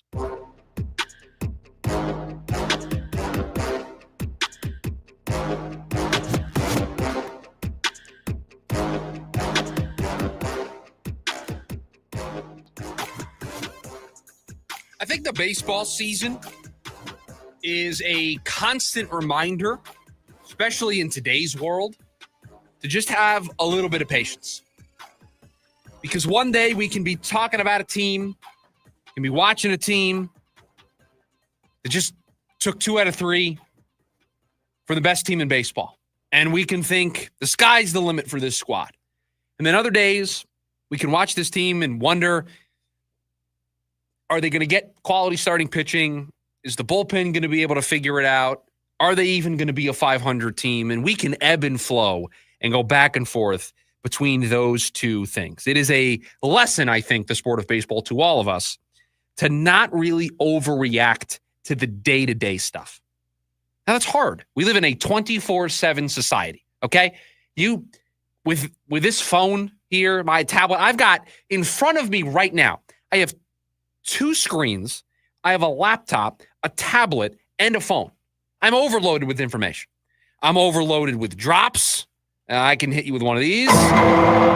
Speaking of that, we did it again last night. Did you see what happened? We did it again. Did you see? He was not in the lineup, and everybody on Twitter was ready. They were like, he's coming up. Every time he's not in the lineup, we're going to get that. Every time he isn't in the lineup, there is just going to be this jump to conclusions that we are going to have some of those tough conversations. That he is coming up to the big league level and he is contributing to this team. And then the next day, everybody's going to be severely disappointed. And it's going to be awesome. And we're going to get that 10 more times. You know what? It's like this. We're just going to spin the wheel. What's going to happen? Is he coming up or is he not? You never know. But I saw it again last night. He got pulled. And I didn't send anything to you. And I didn't say anything to you. I just wanted to see what was going to happen. But I saw that he wasn't in the lineup last night. And immediately went, oh boy, here we go again. There were replies to the tweet when they sent Justin Martinez to the injured list. There were replies that said, call up Lawler. And I'm like, guys, that's not how this works. They need a pitcher for a pitcher. They're not calling up Jordan Lawler because there's a roster spot open. It is. Listen, everybody wants to see Jordan Lawler. I mean, we've created imaging for Jordan Lawler. I mean, we have a drop that we play almost every day about Jordan Lawler. So I think everybody knows where we stand on the issue. But the day-to-day stuff can kind of be a little too much. You got to see the forest through the trees. It's hard to do, though. ESPN gave out April grades for all 30 teams in baseball this morning. And they gave the Diamondbacks a grade that I think any of us would consider reasonably fair. They gave them a C. And the reason why they gave them a C is because it's been a lot of highs, a lot of lows. Corbin Carroll's been great. Pavin Smith's been great. The rotation hasn't, outside of Brendan Pfaadt. Corbin Burns was better as of late, but just 1 win in 6 starts. Zach Gallen, struggling, but had a really nice start yesterday. It's been some really high highs, a 4-home-run game from Eugenio Suarez, and it's been the low of lows. Eduardo Rodriguez with an ERA above 6. And so when that is the two ends of the spectrum, when that is what you're oscillating between, you get about a C.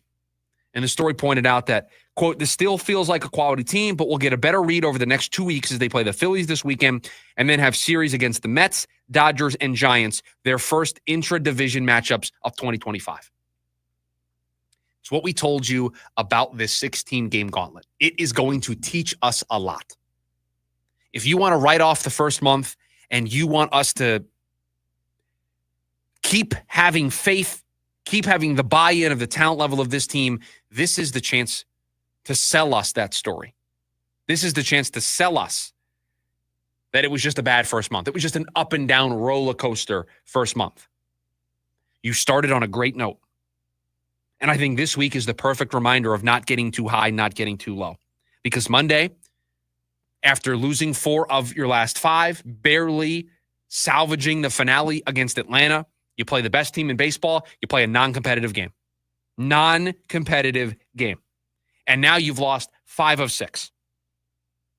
Tuesday, you bounce back, you get a win against the best team in baseball, but you lose Justin Martinez in the process. Wednesday, you finish off a series win against the best team in baseball, and you unveil this new look bullpen with some of the same pieces that you're just moving around. Shelby Miller got the save. In just 3 days, you had 3 different games, 2 different results, and on Monday, coming into Tuesday, you probably thought that the sky was falling around this team. They have battled back the last 2 days. They took 2 out of 3 from the Mets. They enter a series with Philadelphia. And oh, by the way, it looks like Ketel Marte is going to rejoin this team this weekend. Has he officially been activated yet? Do we know? Because producer Evan this morning made sure to show me a picture of what appeared to be Ketel Marte on a plane heading to Philadelphia. And look at that, 17 minutes ago from the official Diamondbacks Twitter account. Ketel Marte reinstated off the 10-day injured list. Jorge Barrosa optioned to AAA Reno. The vibes are back. The vibes. By the way, it wasn't Tawa. It was not Tawa. That was interesting. We were having a debate this morning in the meeting of who would get sent down, and it ended up being Barrosa, which, yeah, is a surprise. I don't want to say it's too much of a surprise. Tawa is a great utility infielder. He's shown that ability. Same thing with Hampson. And I wonder if from an options perspective, if Hampson didn't have any options. Tawa did have options. So if you were going to move an infielder down, it could have been Tawa. But if there's one thing that we've seen for Mike Hazen and the Diamondbacks and for Torrey, if you play well, they're going to do everything in their power to try to keep you on the big league roster. If you're contributing, it doesn't matter if you weren't expected to contribute. Tim Tawa wasn't expected to contribute in a meaningful way, had to very early on in the season. And I think they like having him available to play second base to help Ketel Marte not be immediately thrusted back into playing every day. So, yeah, a little bit of a surprise that they sent down Barroso. But they have Hampson who can play the outfield. They have Grichuk who can play the outfield on their bench. They can move guys around if they want to. Marte can play outfield. So they have options if they want to move their guys around. They have Alek Thomas, who's versatile. Same thing with Corbin Carroll, can play a couple different positions out there. So there's options if they want to get creative. So the vibes are back. They've turned around. And this is why we said survival mode for this team right now. Because if you keep your head above water, and then you have weeks like this where you get Ketel Marte back, when you take 2 out of 3 from the New York Mets, those weeks can matter. Those weeks can have an impact. Those weeks can help you stay relevant in the National League. It allows you to keep the ball of momentum rolling. And it doesn't mean this team doesn't have questions. It doesn't mean this team doesn't have problems. As John points out on the YouTube channel, the team has been lucky as of late. They've only scored 4 runs with half of the team batting below 200. I get it. A lot of problems. Is this rotation turning a corner? What's going to happen with Eduardo Rodriguez? We said we'll give you till 10 starts. Start number 7 is the next one up for him. So the clock is ticking on Eduardo Rodriguez. Has Corbin Burns found it a little bit? Has Zach Gallen found it a little bit? What is this bullpen going to look like without Justin Martinez and AJ Puck? Are they going to be consistent enough without knowing who necessarily is going to be closing games on a regular basis? This team still has its fair share of questions. Please do not mistake me saying the vibes are back and the vibes have turned a corner for ignoring the problems this team has. They've got problems. But they've also started a 16-game gauntlet 2-1. And we said at the start, it wasn't about a certain number of wins. It was about what the standings looked like, where you sat after this was all said and done. But guess what? If you keep taking 2 out of 3 and you keep winning series, I think those standings are going to look really, really good for you when this 16-game gauntlet is in the rearview mirror. So taking 2 out of 3 from the Mets, especially after the way it started, that first game, I think you've got to feel really good about this team treading above water, holding their own, now getting Ketel Marte back. That's going to help with this lineup that we're very concerned about. I mean, I can look at the numbers for the season for this team. You have Suarez hitting below 200. You have Gurriel hitting below 200. Tawa's hitting below 200, but he's going to move to a bench role. Gabby Moreno's only hitting 230. So you've got some holes in your lineup. You're about to get somebody back who helps lengthen your lineup just a little bit. He also happens to be an MVP candidate. He also happens to be one of, if not your best player on offense, Ketel Marte, who had a great start to the season before getting hurt. When we come back, I want to tell everybody a story. So a little story time on the lunch break. We'll do it next. KDUS, AM 1060. Join in on the Sports Zoo on your ride home from work with Dave Rooster Bierstein. Join Rooster as he lays down what's happening around sports and makes it clear what's on his mind. Oh, my. Catch the day's craziest stories and some of the latest numbers from the sports books across the valley. The Sports Zoo with Dave Rooster Bierstein. Yeah, I think that's kind of a wild option. Weekdays 5 to 6 p.m. on KDUS AM 1060 and on the KDUS 1060 app. Breaking Benjamin. Stay forever. And 3 Days Grace. Live. October 8th at Desert Diamond Arena with special guest Return to Dust. Get tickets now at livenation.com. Don't miss Breaking Benjamin and 3 Days Grace, presented by the Big Red Radio. Hi, Luis Gonzalez here. Want to bet? Feel the thrill of Casino Arizona with 1,400 of the hottest slots and nonstop table game action. We make winners, no experience necessary. Join us for the best bingo in the valley with daily sessions. Indulge in all-you-can-eat Eagles Buffet or enjoy fine dining experience at the award-winning Choya Steakhouse. Enjoy top-notch local entertainment, tribute bands, and viewing parties at CAZ Sports Bar, just off the 101 in McKellips. Casino Arizona, uniquely Arizona. You wanted to see me, Ron? Yeah. See that woman sitting there? When did we hire her? Oh, we didn't hire her. It's Take Your Mom to Work Day. I've never heard of that. Saw it on the internet. Oh, boy. Hey, guys. It's neat that Gary has a mom and all, but shouldn't we be talking about Alaskifications? That's why I brought Mom in. I'm sure she's a lovely lady, but she can't promise a 1-year no breakdown guarantee the way Alaskan AC does. Nope. And she doesn't promise lower energy bills the way Alaskan AC does. Nope. And she doesn't make sure people's air conditioner lasts longer than average the way Alaskan AC does. Nope. But she sings. If you want your AC to last all summer long, with an Alaska vacation, it will always blow strong. Wow. Double wow. Thanks, Mom. Anything for the president of the company. How long have you two boys worked for Gary? Gary. Hey, gotta go. Promise to take Mom to lunch. Bye. If you want your AC to last all summer long, with an Alaska vacation, it will always blow strong. Schedule now at alaskanac.com. It starts with a simple order, a cold Dos Equis dressed with salt and lime. But for the salt clinging to the bottle and the lime perched on top, this is the luckiest of unions. As if the universe has swiped right, pairing flavors together with a crisp Dos Equis. This is refreshment designed by fate, blessed by destiny, and served by bartenders.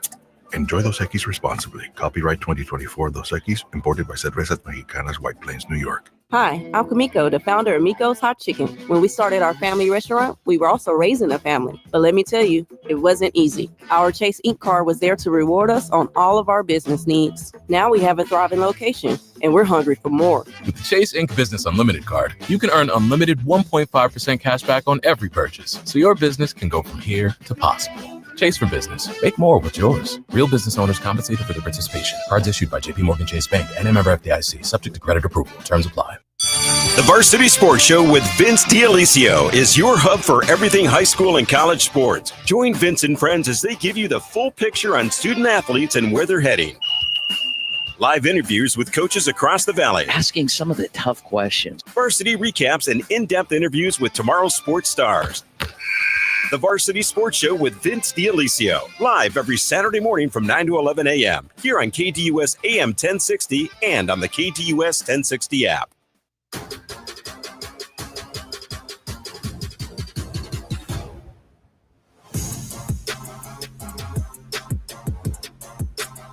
If it's all right with everybody, I'd like to have story time. Maybe you grab your favorite beverage. Maybe you grab a snack. It is the lunch break, so maybe you're enjoying lunch. But if it's all right with everybody, I'd like to indulge in a little bit of a story. I want to tell everybody a story about a sports franchise and their offseason. And this team that did not have a great end to their season. Did not end the way they wanted it to end. It did not end the way the fans wanted it to end. It was a disappointment when that season was over. And after that season concluded and the team talked to the media, talked to the fans, talked to all of us, they were open and honest. And they talked about the issues that they had as a team. And they outlined a plan on how they were going to address those very clear issues that everybody could see. And this team, this sports franchise, they have a fan base that is a little restless. They had a fan base that wasn't necessarily sure if they were going to be able to do everything that they said they were going to be able to do. They weren't sure if they actually were going to see those moves get done, if they were going to see those problems addressed. Now, as I tell this story, does it sound like a team that you know? Does it sound like a team that you're familiar with? Does it sound like a franchise that could potentially reside within the borders of the state of Arizona? Producer Evan, is there a team that came to mind when I was sharing this story? I was thinking of the Arizona Cardinals. So that is one team that you could be considering. You could also listen to this story and say you may be talking about the Phoenix Suns. Both of these teams entered this offseason with very clear issues they needed to address. Both of these teams entered this offseason telling their fans that things were going to be different, that they were going to make the changes to get these teams over the hump. One team, with their opportunities to show their fans through actions how they were going to address their issues, went out and signed Josh Sweat. They went out and signed Calais Campbell, signed Dalvin Tomlinson, used all but one of their draft picks on the defensive side of the ball. The Cardinals had a problem. They identified it, which is their defense and their pass rush, and they addressed it in free agency. And they addressed it in the draft.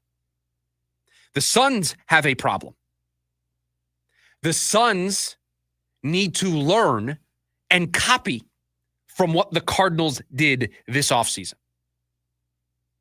The Cardinals needed to get better defensively. The Suns need to get better defensively. Look at the effort that the Cardinals went through to revamp their defense. And you know what? You know what's proof positive of this? Don't take my words for it. Take words from people in the league about what the Cardinals did. This in a story on The Athletic.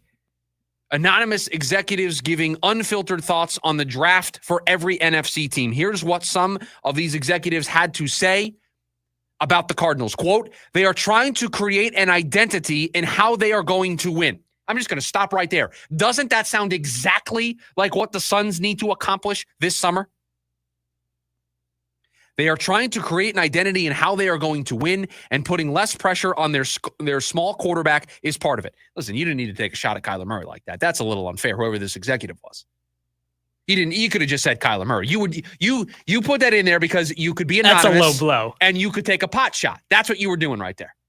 It's a punch in the gut. Uncalled for. But I'll continue. Quote, I have no issues in how they are trying to build it. To me, you shot all your bullets on defense this year, and those guys are going to have to hit because they are not doing this again next year, end quote. Another executive, quote, they did not have any guys with juice on the interior last year. Now they can attack on defense instead of always catching, end quote. A third executive, quote, they've gotten better for sure. I like their top three guys and Cody Simon as well. He's a really instinctive player. They needed some instinct on defense. Will Johnson is another one. Great leader, instinctive. They got good, solid football players from good programs, end quote. The reason why I'm bringing up the Cardinals and I'm bringing up these quotes about what others around the NFL are saying about their draft and the way that they've applied themselves this offseason is the Suns can learn from this. Sports are a copycat league. One team does something really well. Everybody else tries to copy it. Everybody wanted to copy the Rams after they hired Sean McVay. Everybody is trying to build a team the way the Warriors built their team. Offense, shooting threes. It is a copycat league. All sports are. I want there to be some cross-sport copying because I want the Suns and Matt Ishbia to take a page out of the Cardinals' book. I want them to take a page out of the dedication we saw, the commitment that we saw to their mission statement of their offseason, to reforming their identity defensively. The Cardinals set out a goal, they set out a vision, and they were 100% dedicated, committed to that vision. If the Suns want to turn this around, and they want to turn it around quickly, there needs to be that dedication and commitment. And it's hard work. It's hard work that the Cardinals put in to identify these players. It's hard work that they put in trying to land Sweat and Tomlinson and Calais Campbell. And remember, that did not happen overnight. That's 3 off seasons of building that led to this moment. But 3 off seasons, 2 previously of not maybe hitting the mark defensively. They left no room for excuses anymore. The Suns need to follow in the Cardinals' footsteps. Follow their blueprint. Understand it's going to be a challenge. Embrace the difficulties that this is going to be instead of taking the path of least resistance. Instead of hiring somebody who has no experience being a GM, but you know what? He coached at Michigan State with Tom Izzo.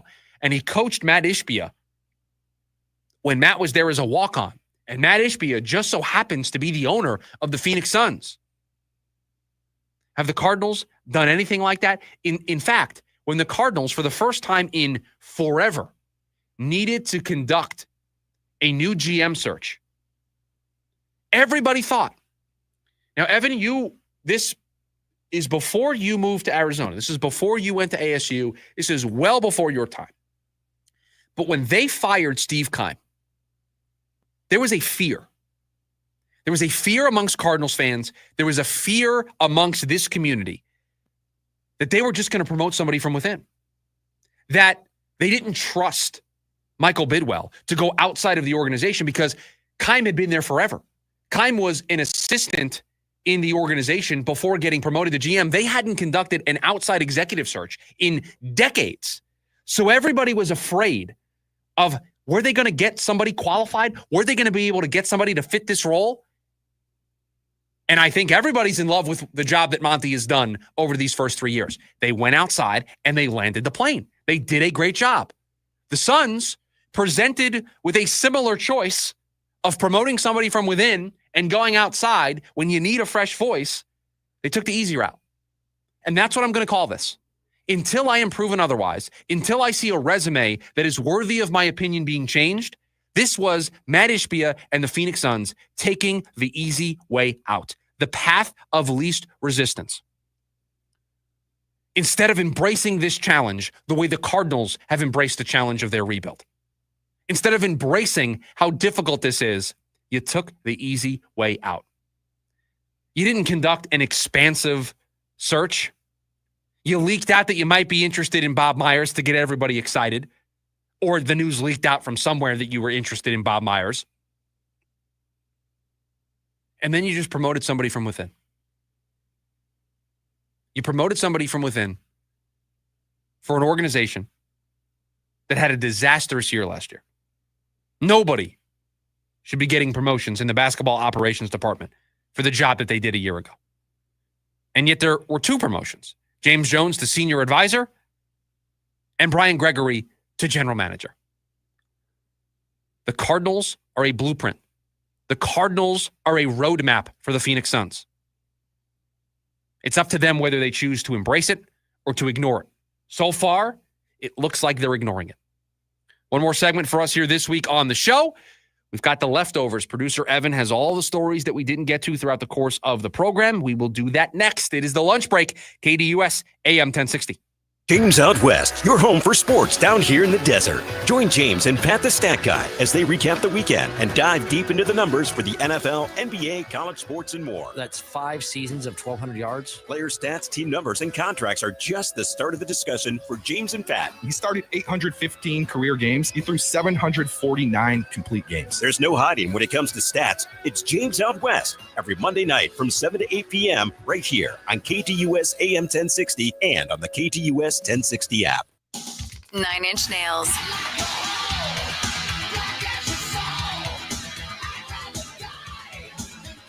Live at Footprint Center, September 16th. Get tickets now at NIN.com. 9 Inch Nails, live in Phoenix. Peel It Back World Tour 2025. Total Wireless is made to totally keep up with you. We have unlimited data that never slows you down, covered by the Verizon 5G network, and all for less than $30 a month when you get 4 lines. And the best part, we give you a free Samsung Galaxy A16 5G when you switch to the 5G Unlimited or 5G Plus Unlimited plan. Visit your local Total Wireless store today. Total Wireless, we're totally with you. Actual speeds may vary by location. For data management practices, see TotalWireless.com. At Shane Company, we love a spring engagement, but you might be wondering, how do I find the perfect engagement ring? As a trusted family jeweler since 1929, we get asked this a lot. We have a wide selection of ring settings, like vintage designs with romantic details, floral settings inspired by nature, and classic styles with clean lines and sleek metals.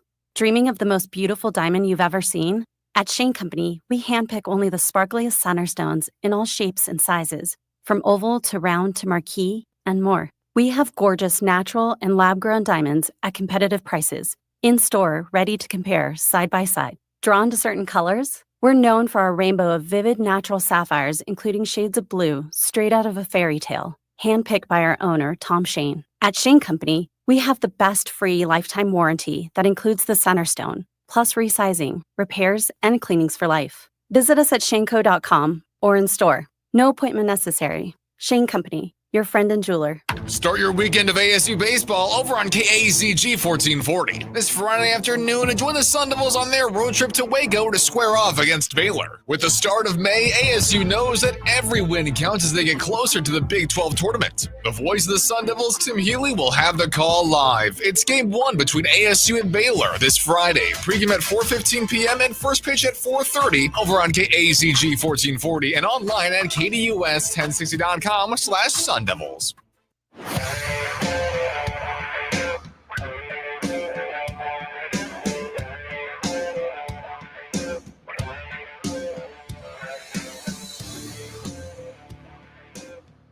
Back to wrap up today's edition of the show. Appreciate everybody being here. Make sure, if you haven't already, download the KDUS AM 1060 app. It's your easy way to stay up to date with everything that we're doing here. You can take us with you on the go. You don't have to just be in your car listening on the radio, whether you're listening on 1060 or the HD2 feed, however you're listening. The app goes with you wherever you go. So just download the KDUS AM 1060 app. And for those of you, because I've seen a bunch of it this week, I've told you this many times, no one's listening. If you're logged in while you're listening to the show, you have a chance to win stuff. In fact, I already know that we are starting something on Monday. Now, I'm going to tease it. We're starting a app giveaway on Monday. And the only way for you to win is by listening on the app and be logged in while you are listening. I saw this morning, I saw a bunch of you. I can see the numbers. I can see how many of you are not logged in and you're just listening either on the website or on the app. You're just missing an opportunity. And you know what? I'll be honest. I'm getting sick and tired of telling you. So figure it out. Was that good? That was scolding people I loved it. Downloading the app. You could sum it up as you got to do something. Right. Please. I thought the nice approach that I've been using the last couple of weeks didn't work. So I went down the parenting approach, scolding. How dare you? I'm not going to tell you again. Don't make me turn this car around. Listen, I think that's clearly the first one's not working. Do you remember as a kid ever being told, "Don't make me turn this car around"? I don't think so. Because that's a popular kind of pop culture thing of "Don't make me turn this car around." I don't remember ever happening to me, but that's a punishment for everybody. Why would you turn the car around? You're punishing yourself. Even if I'm misbehaving in the back seat, if you turn the car around and take us home, you've now punished yourself. You've made the drive longer for you. So if I was this type of kid, I would have called the bluff. Now, I wasn't. Anytime I was even remotely near trouble, I would remove myself from the situation. But don't make me turn this car around. You're punishing yourself. I don't think that was ever a threat of punishment for me. I don't remember hearing it, but you hear it a lot in 100% in pop culture and in memes and TV shows and stuff. Don't make me turn this car around. Why? Well, you're punishing yourself. Just keep driving. Yell at me when we get there. Yell at me when we get to the Applebee's or whatever. All right. Never made sense to me. The leftovers. That was what we just did. There was the perfect leftover story. So I don't know why you're giggling, but this is exactly what this segment is designed for. Yes, I guess. For us to sidebar about don't make me turn this car on. This is exactly what this segment is designed to do. So Greg Popovich stepped down from his head coaching job. Yeah, he's moving into the team president role, has been dealing with a bunch of health concerns, and he stepped away from the team because of some health issues, and today made it official that he is no longer going to be coaching, taking care of himself and taking care of his health, which obviously needs to come first and foremost. A very scary situation for what Pop was dealing with, and the Spurs are making Mitch Johnson their permanent head coach. So Popovich, no longer coaching the Spurs, going to transition to the full-time role as the team's president of basketball operations. Pop suffered a mild stroke back in November, but I believe he had another health scare recently, if I remember correctly. And health has got to come first with this type of stuff. He's 76 years old, and it felt like it was time after the stroke. And again, I remember there being something else that happened recently, a setback in some way or just a health scare. I don't remember if I'm remembering that correctly. I can't remember if it was a setback in recovery. No, I thought something else happened. He had just an incident or an episode. Something happened, I thought, remembering. But he's transitioning into this role as the team's president of basketball operations. So he was hospitalized April 15th after a medical incident at a San Antonio restaurant, but returned within a couple of days. So that's what I remember hearing about Pop. So hopefully all's good is on the health front, and he can at least stay close to basketball if he wants to as the president of basketball operations. Also, way more confident in him as the president of basketball operations, but we'll continue to move on. Look at you. You use that as an opportunity. Now, Pop coaching Team USA, coaching the Spurs, winning all those championships. He has a resume. Yes, to your point, he has a resume that matches up with being the president of basketball operations. Last night, the Knicks officially eliminated the Pistons in Game 6, which was kind of a surprisingly fun series. Surprisingly fun series. Detroit brought that kind of bad boys mentality, right? They played physical, and the Knicks had to respond to that. And Jalen Brunson, man, he just comes alive in these playoffs, man. Jalen Brunson's awesome. 7th career 40-point performance last night, tying Bernard King for the most in Knicks postseason history. I saw Jay Williams talk about this today on ESPN. I think it was Jay Williams, that we are on a path towards Jalen Brunson going down as the greatest Knick of all time. And you certainly can see the case being made. The dude, since he got to New York from Dallas, has become a superstar. And you can never get him from New York, but you want to talk about exactly what the Suns are looking for with their new identity. It's Jalen Brunson.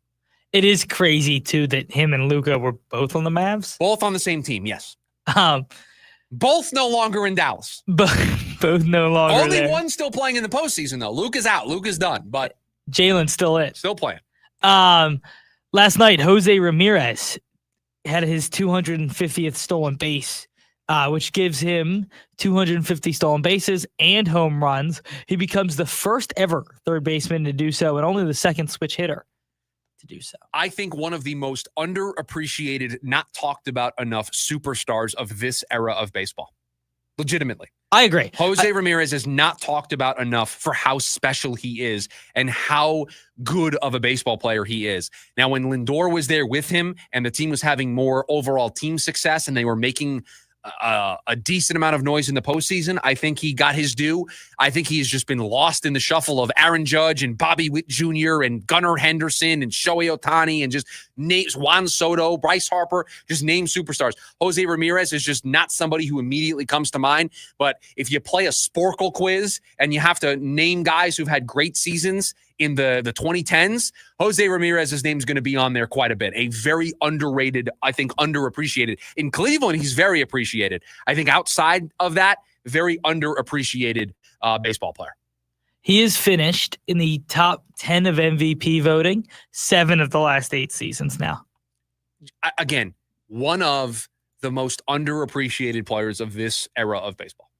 100%. By the way, John says that it happened to him every road trip, that he got, don't make me turn this car around. Really? John, did you ever call the bluff? Did you ever just keep up the antics and did your parents ever actually turn the car around? That would be an interesting thing. Oh, by the way, you know who I heard from today? Who? Paul. What did he say? Paul emailed in after the second segment of the show, and he agreed with what we were saying about. With me? No, he didn't. Well, no. That's. I think you're extrapolating a little bit. He agreed with the second segment of the program where we talked about what the Suns were doing with Brian Gregory and that we didn't agree with the hire, and it just didn't seem to make a whole lot of sense. And he agreed that why Ish be a guy who, I guess played basketball but's in the mortgage business. Why doesn't he just let the good basketball people do good basketball things? Well, we appreciate it. So I did hear from Paul today. We went the whole week, and I was a little concerned that I hadn't heard from Paul. You know what? It told me that, am I doing a bad job? Or the show's not good? If Paul's not interacting, that means I need to be better. Today, Paul emailed us. That's good to hear. That's good. We appreciate Paul. 100%. All right. Couple exciting things this weekend. See, John said they kept it up and the car was never turned around. I told you, this was the biggest lie that you could tell is I'll turn this car around. It was never happening. Because again, it's punishing everybody else in the car. Why would you do that? Especially if you're going on like a 6-hour road trip and you're 3 hours in. Don't make me turn this car around. Really? You're going to turn it into a 9-hour road trip? Come on, that's stupid. It was the easiest bluff to call. Now, I was never in a position to call it. And when you're, 9 or 10, I don't know if you have this hypothetical situation. You've wanted to be in this. But I don't know. At 30 years old, yeah. But do you think this ever happened on road trips? Like, I imagine it going to like the store or somewhere out to eat. Like if it was, I had the opportunity to pick a restaurant for my family. Applebee's is what we've been using on the show today. Yeah. And then I was bothering my brother in the back of the car, and my mom was like, I'm going to turn this car around. That's where I see. But your mom's punishing herself. She probably wanted to go to Applebee's. If your dad chose Chili's, like he wants to go to these places, why are you turning the car around? Now, John says, kept it up. We paid for it when we got to our destination. So the car was never turned around. But you're still paying for it. I know, but again, that's it. If you don't follow through on the threat of turning the car around, now I don't believe you. I don't believe you like I don't believe Matt Ishbia right now. I don't believe you. And there it is. That's how we got back to I'm it. sorry. Go ahead. A couple fun things this weekend. Kentucky Derby. See, John said it was road trips. It wasn't just going to the store. You're not turning a 6-hour road trip halfway through into turning around, driving 3 hours back, and then driving the 6 hours again. You're not doing that. No, nobody's doing that. But nobody actually thought that threat was real. But if you're going to the store, then you think it's real. Anyway, Kentucky Derby's this weekend. Sure, it's great. also Star Wars Day. It's May the 4th be with you over the weekend, right? On Sunday, yes. Sunday, May the 4th be with you. Is that all you had? That's all I had. All right, we got into it. We got to all of it in enough time. Sorry that I sidebarred us. Jim Rome is coming up next.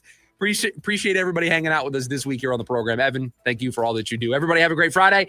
Have a great weekend. We'll talk to you on Monday. See ya.